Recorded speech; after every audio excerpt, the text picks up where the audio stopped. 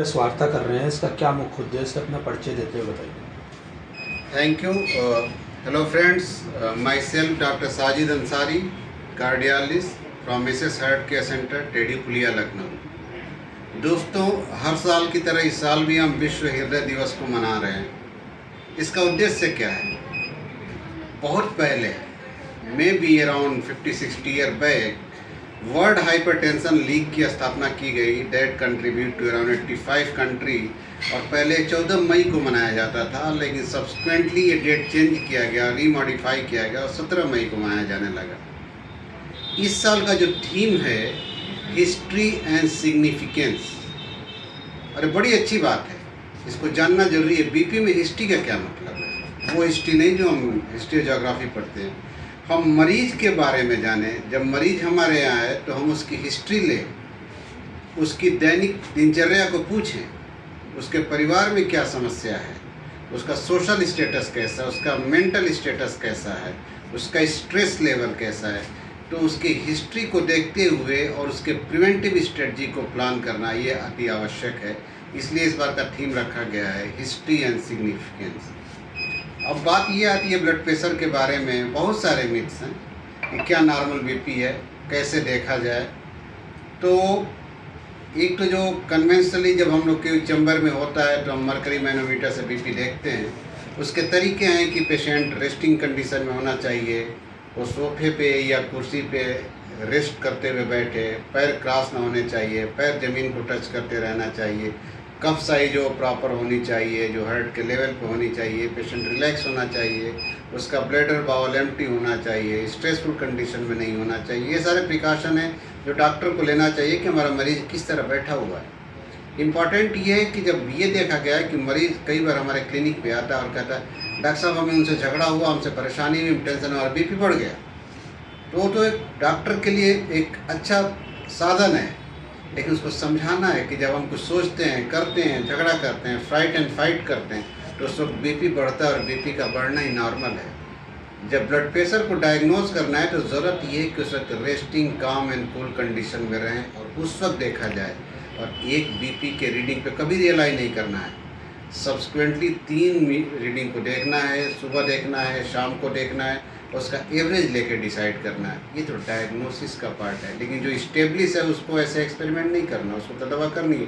लेकिन newly patient को जब डायग्नोज करना है तो ये अति आवश्यक है कि एक रीडिंग के बारे में तुरंत हम पैनिक ना हो कि हमारा बीपी बढ़ गया और हम तुरंत डॉक्टर के पास भागें, तो उसको देखा जाए। उसके बाद बात आती है कि बीपी है या नहीं है। बीपी हो गया तो क्या करें? एक उसके ट्रीटमेंट के पार्ट पे आते हैं। ट्रीटमेंट, दवा ही हर चीज़ का इलाज नहीं है। जो हम लोगों की दिनचर्या और लाइफ स्टाइल मॉडिफिकेशन है, बड़ी इंपॉर्टेंट बात है। ये देखा गया है ब्लड प्रेशर में, कहते हैं DASH eating habit, DASH, dietary adoption to stop hypertension. So ये देखा गया है कि अगर जो हम अच्छी तरह से नमक का कंट्रोल करें, फैटी चीज़ों को कंट्रोल करें, जंक फूड को कम करें, अपने वॉकिंग और एक्सरसाइज को बढ़ाएं, not only 5 days, sometimes 6 days या 7 days in a week according to need, तो सिस्टोलिक ब्लड प्रेशर 8 से 10 mmHg कम हो जाता है, डायस्टोलिक 4 से 5 कम हो जाता है। तो अब ये बड़ी अच्छी बात आती है कि अगर किसी की डायग्नोसिस 180/110 पे हुई तो बस खान पान उसके लिए सफिशिएंट नहीं है। लेकिन किसी के डायग्नोसिस के समय 140/90 है तो अपनी दिनचर्या में बदलाव ला के, लाइफ स्टाइल को मॉडिफाई करके, डाइट कंट्रोल करके हो सकता है कि नॉर्मल आ जाए। तो ये आवश्यक है कि किस लेवल पे डायग्नोज होना है। लेकिन कोई भी दवा ले रहा हो, कोई भी कॉम्प्लिकेशन हो, लाइफ स्टाइल मॉडिफिकेशन को कभी नहीं भूलना है। इसलिए कि उससे हमारे नित्य क्रिया में जो चीज़ें चेंजेज आती हैं वो परमानेंट हैं, वो हमेशा हमें फ़ायदे देंगी। इसके बाद एक चीज़ और मैं जोड़ना चाहूँगा कि बीपी जो है जननी है। जब ये एक भाई है, जब ये हो जाता है तो कहता है शुगर को तुम भी आओ, और हमने बीपी बढ़ा के इनका हार्ट डैमेज कर दिया, किडनी डैमेज कर दिया, तुम आओ हार्ट को सीवी हो या किडनी प्रॉब्लम हो। तो बीपी को ऑप्टिमाइज़ करना अति आवश्यक है। डिफरेंट गोल हैं। किसी को शुगर है तो टाइट कंट्रोल करना है, 120/80 रखना है। नॉन शुगर वाला पेशेंट है तो 130/80 भी चलेगा। कोई बूढ़े बाबा हैं तो उनके लिए इतना टाइट कंट्रोल नहीं करना, उनके लिए 140/90 जाना है। बहुत सारी चीज़ें हैं, इन सब चीज़ों को ध्यान में रखना है हमें। तो मेरा जो मैसेज है इस प्रेस वार्ता का कि हम घर पे अपने बीपी को जाने। एक स्टडी अभी हम लोगों ने किया था जो कि इंटरनेशनली पब्लिश हुआ, May measurement month, triple M study, और ये मई का महीना है जिसमें मनाया जाता है, और मैक्सिमम नंबर ऑफ डाटा हम लोगों ने इंडिया शेयर किया था, और my centre was also part of this study and I was part of this study. और ये देखा गया था कि around 28 to 30% of patient they are hypertensive in our subset of population. और सबसे कमाल की बात एक और भी है, जो बच्चों में हम लोग ब्लड प्रेशर की स्टडी कर रहे हैं, एडोलेसेंट ग्रुप इन हाइपरटेंशन, इसमें भी 5 से 6% बच्चों में, 12 से 18 साल के बच्चों में ब्लड प्रेशर की संभावना देखी गई है। और ये कोई ज़रूरी नहीं है कि सब जो है मोटे ही हैं, मोटापा एक रिस्क फैक्टर है, लेकिन हम लोग जो उन पर स्ट्रेस डालते हैं बच्चों पे, मेंटल स्ट्रेस, कि फलाने का बेटा 92% लाया तुम 95 क्यों नहीं लाओगे, एक ये समस्या है। और बच्चों में भी ये, उसके साथ उनकी डाइटरी हैबिट, कोई भी स्कूल ऐसा नहीं जो कहे कि जंक फूड क्या देते हैं, इससे कि बच्चे हमारा भविष्य हैं, अगर जब उनको रोकेंगे तो हमारा फ्यूचर बढ़ेगा।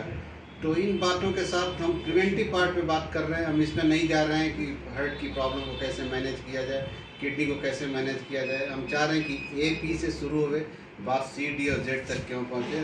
Prevention is always better than. Sir क्या लगता है कि बच्चों को प्रेशर दिया जाता है, इन सब चीज़ों जो लोगों को प्रेशर दिया जाता है, इन चीज़ों की वजह से ही बीपी की प्रॉब्लम आती है?